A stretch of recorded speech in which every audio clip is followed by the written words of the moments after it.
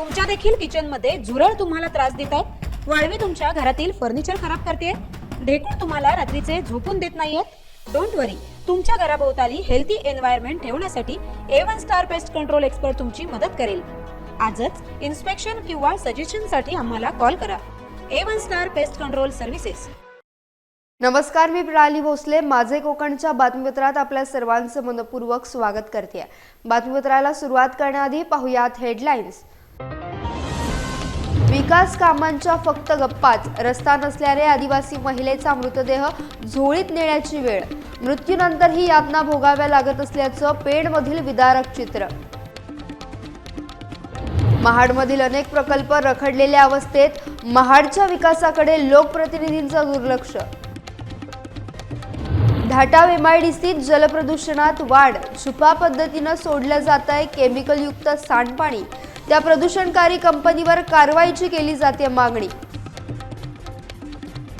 रवी पाटील यांनी घेतली मतदारांची भेट, रवी पाटील यांनी मतदारांसोबत साधला संवाद।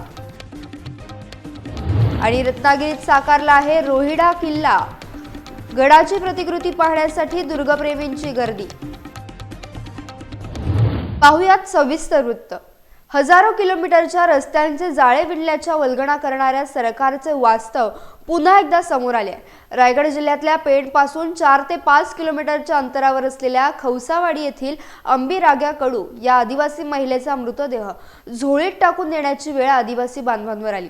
पेण तालुक्यातील ग्रुप ग्रामपंचायत बोरगाव हद्दीतील खवसावाडी आदिवासीवाडी येथे 60 लाख रुपये खर्चून प्रत्यक्षात रस्ताच नसल्यामुळे गुरुवारी 7 नोव्हेंबर रोजी अंबी कडू या आदिवासी महिलेचा मृतदेह पेण ते खवसावाडी असे सुमारे 5 किलोमीटर झोळीत टाकून न्यावा लागल्यानं आदिवासी समाजाला वालीच उरला नसल्याचं भयान वास्तव समोर आलंय।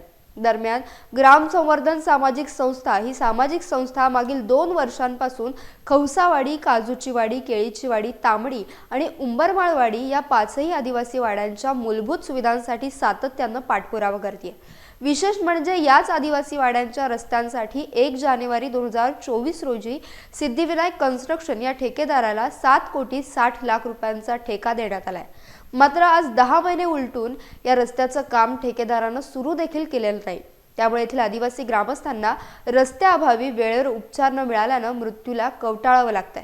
अशा परिस्थितीत पेणपासून 4 ते 5 किलोमीटरवर असलेल्या या वाड्यांमध्ये आमदार एकदाही पोहोचले नसल्याचं येथील आदिवासी बांधवांचं म्हणणं आहे। याबाबत आदिवासी समाजामधून आता तीव्र संताप व्यक्त केला जातोय। विकासाच्या वल्गना करणाऱ्या प्रशासनाचे अब्रूचे धिंडवडे आज निघालेले आहेत। पेण तालुक्यातील बोरगाव ग्रामपंचायतीमधील 5 आदिवासी वाड्या आहेत, ज्या ह्या देशाच्या पटलावरच नव्हत्या। त्या जेव्हा पटलावर आल्या त्यावेळेस त्यांच्यासाठी आलेला निधी तोही प्रशासकीय यंत्रणेने गिळंकृत केला आणि तिथले रस्तेच बनले नाहीत। 60 लाख रुपयांचा निधी खवसावाडीसाठी मंजूर झालेला असताना त्याचे कामही झाले असे अधिकाऱ्यांचं म्हणणं आहे, परंतु प्रत्यक्ष वस्तुस्थिती अशी आहे की आजही ह्या वाडीमध्ये झोळी घेऊन मृतदेह किंवा डिलिव्हरीसाठीचं पेशंट न्यावं लागतं। ही प्रशासकीय यंत्रणेसाठी अतिशय लाजिरवाणी गोष्ट आहे। या सगळ्याला दोषी असणाऱ्या रायगड जिल्हा परिषदेचे बांधकाम अभियंता आणि आदिवासी विकास प्रकल्पाचे प्रकल्प अधिकारी या सगळ्यांवर सदोष मनुष्यवधाचा गुन्हा दाखल केला पाहिजे। यांच्यावर अॅट्रॉसिटी कायद्यान्वये गुन्हा दाखल होणं गरजेचं आहे, कारण यासोबतच इथे खवसावाडी आदिवासी वाडीसाठी 60 लाख रुपयाचा रस्ता मंजूर झाला होता, परंतु रायगड जिल्हा परिषदेचे बांधकाम अभियंता जे आहेत पेणचे आणि ठेकेदार यांनी हा 60 लाख रुपये गिळंकृत केला आणि कागदावर जरी रस्ता झाला असला तरी प्रत्यक्षात मात्र रस्ता झाला नाही। आणि त्याचंच फलित हे की काल एक भगिनी, आदिवासी भगिनी, जेव्हा जाताना सुद्धा ती रस्ता नसल्यामुळे वेळेवर दवाखान्यात पोहोचू शकली नाही आणि त्याच्यानंतर ती पेणच्या आरोग्य केंद्रात नेली। पेणच्या आरोग्य केंद्रात तिला घेतली नाही, मग अलिबागला पाठवली। अलिबागला तिचा मृत्यू झाला आणि मृत्यू झाल्यानंतर सुद्धा ह्या भगिनीची अवहेलना थांबली नाही, तिची कुचेष्टा थांबली नाही। तिचा मृतदेह जवळजवळ 4 किलोमीटर अंतर झोलीत टाकून न्यावा लागला. हे दुर्दैव आहे. एका बाजूला शासन म्हणतोय की आम्ही रस्त्यांचे जाळे विणलं, मग ते जाळं ह्या आदिवासी बांधवांपर्यंत का पोहोचलं नाही हा प्रश्न आहे. रायगड जिल्ह्यातील महाड तालुक्यात गेल्या अनेक वर्षांपासून सुरू असलेले अनेक शासकीय प्रकल्प आणि नियोजित प्रकल्प आजही महाडकर नागरिकांचे स्वप्नच बनून राहिले. तालुक्यातील सिंचन प्रकल्प आणि शासकीय इमारती, शासकीय कार्यालयात असलेल्या कर्मचाऱ्यांचा तुटवडा, ग्रामीण भागातील मूलभूत सुविधा आजही जैसे थेच आहेत. राज्य शासनाकडून विकासाच्या निधीच्या बाबतीत उदो सुरू असला तरी प्रत्यक्षात मात्र तालुक्यात ठणठणाट आहे. महाड तालुका हा ऐतिहासिक तालुका आहे. छत्रपती शिवाजी महाराज आणि महामानव डॉक्टर बाबासाहेब आंबेडकर यांच्या पदस्पर्शानं पावन झालेल्या भूमीचा विकास ज्या पद्धतीनं होणं गरजेचं होतं त्या पद्धतीत सुधारणा झालेली नाही. महाड तालुक्यामध्ये पर्यटन क्षेत्राला देखील वाव असला तरी अशा दृष्टीनं विकास झालेला नाही. तालुक्यातील अनेक प्रकल्प आज देखील प्रलंबित असल्याने गेली 15 वर्ष उलटली तरी रखडलेले प्रकल्प धूळ खात पडून आहेत. तालुक्यामध्ये काळ जलविद्युत प्रकल्प 2005 मध्ये उभारण्यास सुरुवात झाली, मात्र आजही हा प्रकल्प पूर्ण झालेला नाही. येथील नागरिकांचे पुनर्वसनाचे प्रश्न आजही प्रलंबित आहेत. त्याचबरोबर तालुक्यातील कोलकोथेरे धरण प्रकल्प, पोलादपूर तालुक्यातील कालवली धरण प्रकल्प, पारवाडी बंधारा असे अनेक प्रकल्प सिंचनाच्या प्रतीक्षेत आहेत. तालुक्यातील राजकर्त्यांना आणि लोकप्रतिनिधींना हे प्रश्न सोडवता न आल्यानं नागरिकांचे मात्र हाल झाल्याचं पाहायला मिळतंय.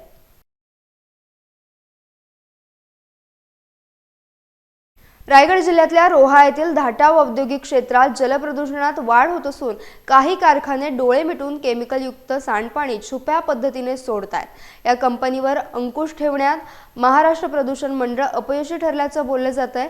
त्यामुळे आता या कंपनीवर कारवाई करणार का असा प्रश्न उपस्थित केला जातोय. दरम्यान स्थानिक ग्रामस्थ राजेश डाके यांनी या प्रदूषणकारी कंपनीविरोधात आवाज उठवला असून यापुढे या कंपनीला केमिकलयुक्त सांडपाणी सोडू देणार नाही. वेळ पडल्यास आचारसंहिता संपल्यानंतर उपोषण करण्याचा इशारा देखील त्यांनी दिलाय. तसेच या प्रदूषणकारी कारखान्यावर कारवाई करण्याची मागणी राजेश डाके यांनी केली. या रस्त्यालगतच असलेल्या नाल्यातून हा अतिशय घाणेरडायुक्त दुर्गंधयुक्त वास येत होता. तर त्यासाठी मी इथं पाहायला आल्याच्या नंतर असे निदर्शनास आले की इथे हा केमिकलयुक्त पाणी एक्सेल कंपनीच्या असून हा दिवार फोडून त्यांनी जो हा दिवार फोडलेला आहे त्याच्यातून हा येत आहे बाहेर. आणि तुम्ही पाहू शकता अतिशय घाणेरडा दुर्गंध याला येत आहे आणि खूप भयानक असा हा पाणी आहे. तुम्ही पाहू शकता याला हा केमिकलयुक्त पाणी याला भरपूर प्रमाणात फेस सुद्धा आलेला आहे. आणि हाच पाणी इथून या नाल्यामार्फत रोड बुद्रुकच्या बाजूला जी नदी आहे गंगा नदी त्याच्यामध्ये जात आहे आणि अनेक जनावरे गुरे सुद्धा तो पाणी तिथं पित आहे.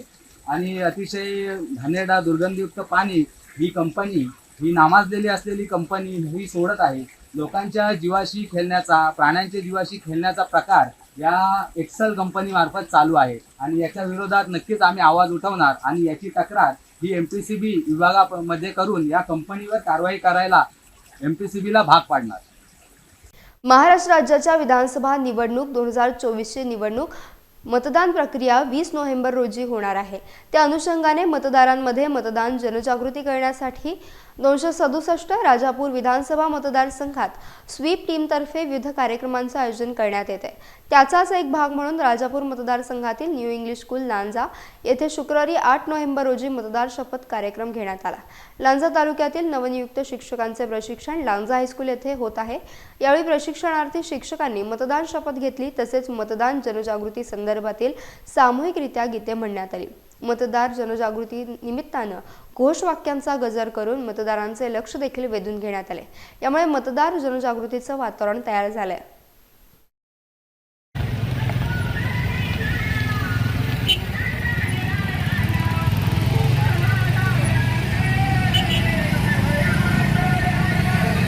मला बी मतदानला येऊ द्या की काठीनी गोंगड घेऊ द्या की रे, मला बी मतदानला येऊ द्या की.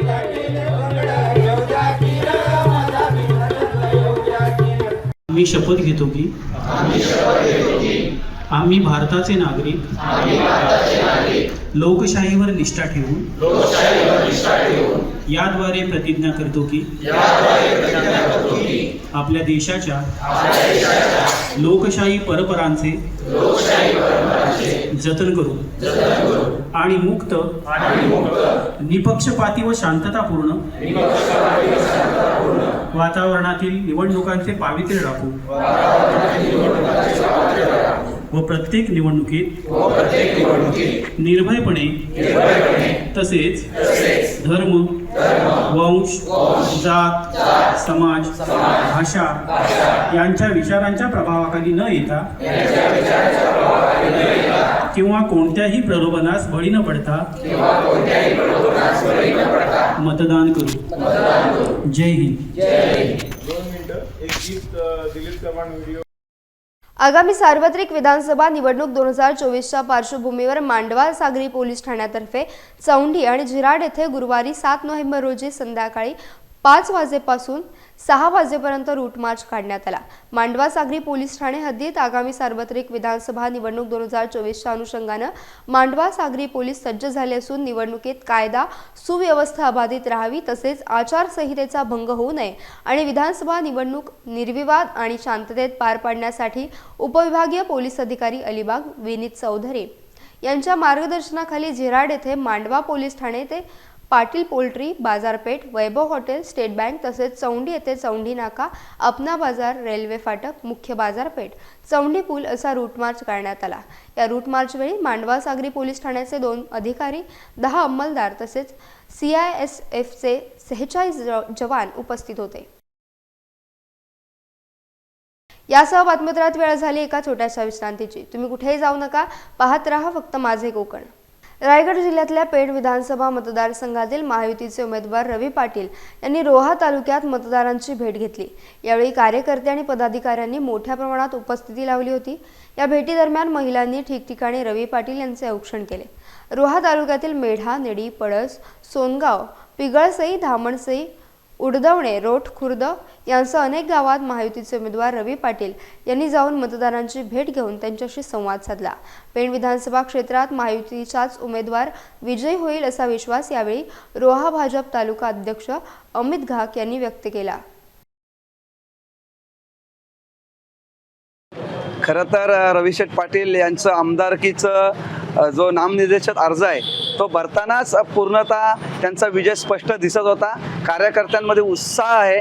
या सरकारने केलेली कामं असतील, मोदीजी असतील, आदरणीय फडणवीस साहेब असतील, यांनी केलेली कामं आहेत आणि आमदार रविशेठ पाटील यांनी गोरगरीब जनतेसाठी केलेली जी कामं आहेत या विश्वासाच्या जोरावरती आम्हाला नक्कीच खात्री, आज महायुती आम्ही सोबतच, आदरणीय तटकरे साहेब आमच्यासोबत आहेत, धैर्यशील दादा आहेत आणि यांच्या सगळ्यांच्या वतीने आणि या सगळ्यांच्या मेहनतीने रविशेठ पाटील या विधानसभेमध्ये 1 लाख लीडच्या फरकाने विजय होतील असा आत्मविश्वास आम्हाला आहे. रोहा तालुका म्हणून आम्ही 87 बूथवर प्रचारामध्ये मुसंडी मारलेले आहे.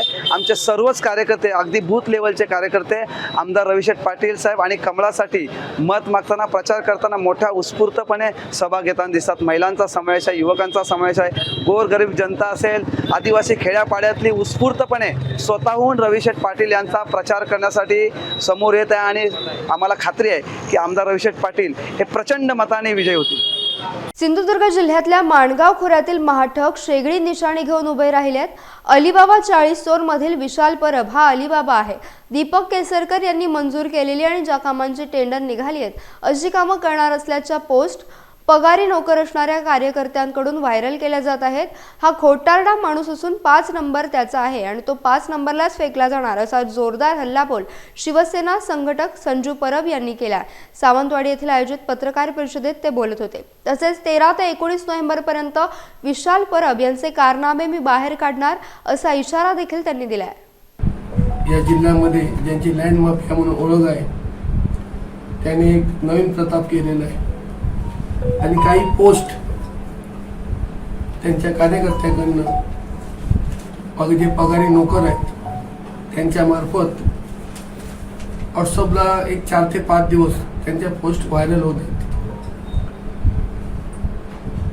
ती पहिली पोस्ट आहे की हा माझा शब्द आहे. शब्द कोण देतोय? विशाल परब, त्याला माणगाव खोऱ्यात कधीही ग्रामपंचायत सुद्धा उभा न राहिलेला माणूस आज आमदारकीची दुबई फाउंटेनच्या धर्तीवर मोती तलाव विकसित करणारच मस्तपैकी एकदम पॉवरफुल पोस्ट केलेली आहे. जसं भूल भुलैया, अल्लीबाबा 40 चोर त्याच्यातलं अलीबाबा आहे, विशाल परब म्हणजे अलीबाबा, आणि त्याच्यावर फिरणारे सगळे 40 चोर आहेत. आणि हे 40 चोर जे आहेत त्याच्याबरोबर 40 हे अशा प्रकारचे कारनामे करत आहेत. आणि त्याची सुद्धा वर्क ऑर्डर दीपक भाईंनी केलेली आहे. आणि हा स्वतः आपण केल्यासारखे दाखवतो. हे कुठच्या विचाराने हा माणूस चालला मला माहिती नाही. म्हणजे दीपक भाईंनी केलेली कामं आपण भविष्यात करणार, जी कामं झालेली आहेत ऑलरेडी, ज्याचे टेंडर झालेले आहेत की आपण करणार म्हणून सांगतो. त्यामुळे हा अलीबाबा पासून जनतेने सावध राहावं. जमिनी गेल्यात, उरले सुरलेलं काही जाऊ नये याची जनतेने काळजी घ्यावी असं या प्रसिद्ध मान्यवरांना मी सांगतो. एवढंच बोलायचं आहे. आणि तुम्हाला सांगतो 13 ते 18 तारीखपर्यंत विशाल परब तो विशाल पर्व करतो ना, त्याची सालं काढण्याचे काम 13 ते 19 पर्यंत मी करणार आहे. प्लास्टिक निर्मूलन करणे ही आजच्या काळाची गरज आहे. चिल्ड्रन्स फ्युचर इंडिया आणि इंडियाज बार्न यांनी हा वसा घेतलाय. रायगड जिल्ह्यातल्या पेण तालुक्यातल्या कामार्ली येथे 5व्या प्लास्टिक निर्मूलन केंद्राचं उद्घाटन करण्यात आलंय. खारपाडा, रावे, हमरापूर, वरसई या प्लास्टिक सेंटरच्या माध्यमातून ऑक्टोबर 2019 ते आतापर्यंत सुमारे 1,10,857 किलोग्राम प्लास्टिकचे पुनर्वापर करणे CFI मुळे शक्य झाले. त्यामुळे या 4 प्लास्टिक सेंटर्सच्या यशस्वी उद्देशपूर्तीनंतर कामार्ली येथे नवीन सेंटर CFI संस्थेचे डायरेक्टर आणि CEO डॉक्टर किशोर देशमुख यांच्या मार्गदर्शनांतर्गत सुरू करण्यात आले. या सेंटरच्या उद्घाटन प्रसंगी स्वतः चेअरपर्सन हेगे मॅडम उपस्थित होत्या.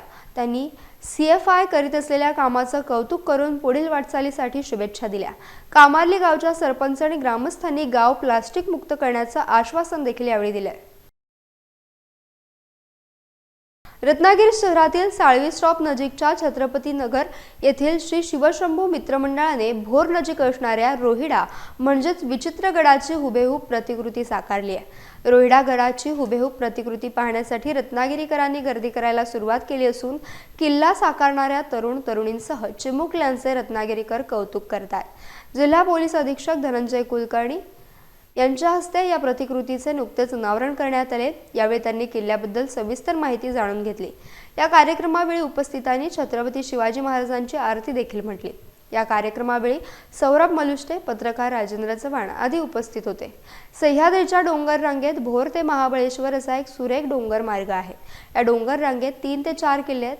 यांपैकी एक रोहिडा खोऱ्यात वसलेला किल्ला म्हणजेच किल्ले रोहिडा. रोहिड खोरे हे नीरा नदीच्या खोऱ्याच्या काही भागात वसले आहे.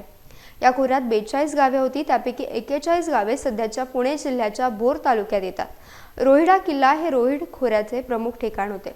पुणे सातारा जिल्ह्यातील सहकारी साखर कारखाने, सहकारी दूध योजना यामुळे येथील परिसरातील बहुतेक सर्व गावांपर्यंत बस, वीज आदी सुविधा पोहोचल्या. त्यामुळे येथील जीवन सुखी झाले. रोहिडा किल्ला भोरच्या दक्षिणेस सुमारे 6 मैलावर आहे. रोहिडा किल्ल्याला विचित्रगड किंवा बिनीचा किल्ला देखील संबोधलं जातं. या किल्ल्यावर जाऊन तेथील वस्तुस्थितीचा अभ्यास करून हा किल्ला साकारण्यात आला.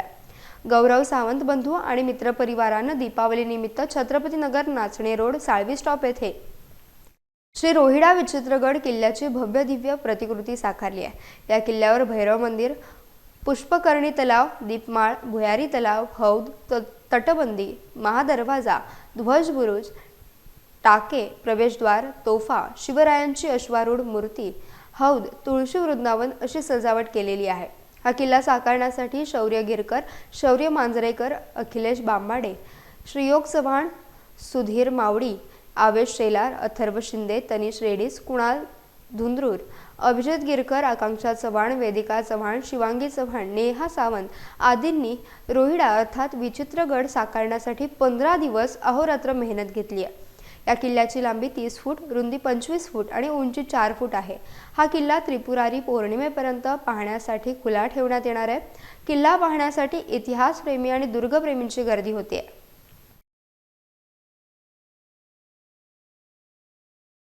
तर रायगड जिल्ह्यातल्या रोहा तालुक्यातील थळ गावातील मुलांमध्ये इतिहासाची आवड निर्माण व्हावी तसेच शिवछत्रपतींच्या गडकिल्ल्यांचा वारसा आजच्या आणि येत्या पिढीला जपण्याची सवय लागावी यासाठी निसर्ग सुंदर थळ सामाजिक संस्था दरवर्षी किल्ले बांधणी स्पर्धा आयोजित करत असते। यावर्षीही मोठ्या उत्सवात ही स्पर्धा संपन्न झाली। या स्पर्धेचा बक्षीस वितरण समारंभ देखील संपन्न झाला। या समारंभासाठी विशेष पाहुणे म्हणून मेजर अरविंद रानडे, अभिजित मोरे, हर्षल कदम आणि स्पर्धा परीक्षक म्हणून विशेष कार्य करणारे इतिहास तज्ञ योगीराज सप्रे, आर्किटेक्ट जुईली घरत, अजिंक्य कोळी, ग्रीष्मा सातमकर, तेजसी घरत उपस्थित होते। हा कार्यक्रम यशस्वी व्हावा यासाठी किल्ले स्पर्धा कार्यक्रम प्रमुख सायली टंडन, अध्यक्ष ॲडव्होकेट अवधूत सप्रे, सचिव योगेश घरत, खजिनदार संतोष सप्रे यांसह इतर अनेक सभासदांनी विशेष परिश्रम घेतले। मोठ्यांना पण आपल्या संधी मिळते त्यामध्ये काम करण्याची आणि मुलांना पण चांगलं वाटतं की आपले घरचे पण आपल्याला प्रोत्साहित करतात, आजूबाजूचे प्रोत्साहित करतात आणि किल्ल्यांची माहिती त्या निमित्ताने गोळा केली जाते। आम्ही लोहगड बनवला आहे। लोहगड हा भारतातील सर्वात मजबूत किल्ला आहे। या किल्ल्याचे सर्व शिस्त आहे ती त्याची तटबंदी आणि चिरा। मी राजगड हा किल्ला बनवलेला आहे। राजगड व बाले किल्ला हा महाराष्ट्राच्या पुणेमध्ये स्थित आहे। हा शिवाजी महाराज, छत्रपती शिवाजी महाराज यांच्या पहिली राजधानी होती। रत्नागिरी जिल्ह्यातल्या खेड शहरातील सोनाराळी येथील रहिवासी संध्याराणी गुहागरकर यांचे अल्पशा आजाराने निधन झाले। वयाच्या 60व्या वर्षी त्यांनी अखेरचा श्वास घेतला। त्यांच्या पश्चात पती, 2 मुलगे, सून, नातवंड, मुलगी, जावई असा परिवार असून त्यांच्या निधनाची बातमी कळताच परिसरातून हळहळ व्यक्त करण्यात आली आहे। संध्याराणी गुहागरकर या भाजपच्या ज्येष्ठ कार्यकर्त्या म्हणून अनेक वर्ष कार्यरत होत्या। सामाजिक कार्यक्षेत्रात त्या नेहमी सहभागी असायच्या। सोनाराळी मित्रमंडळ आणि महिला मंडळ यांमध्ये देखील त्या सक्रिय सहभागी असायच्या। त्यांनी 1990 ते 95च्या दरम्यान निवडणूक लढवली होती। अत्यंत मनमिळावू व्यक्तिमत्व म्हणून त्यांची ओळख होती। त्यांच्या अंत्ययात्रेला सर्व सामाजिक कार्यकर्ते, सर्वपक्षीय लोक मोठ्या संख्येने उपस्थित होते। यासह बातमीपत्रात वेळ झाली इथेच थांबण्याची। भेटूयात नवीन बातमीपत्रासह। तोपर्यंत तुम्ही कुठेही जाऊ नका, पाहत रहा फक्त माझे कोकण।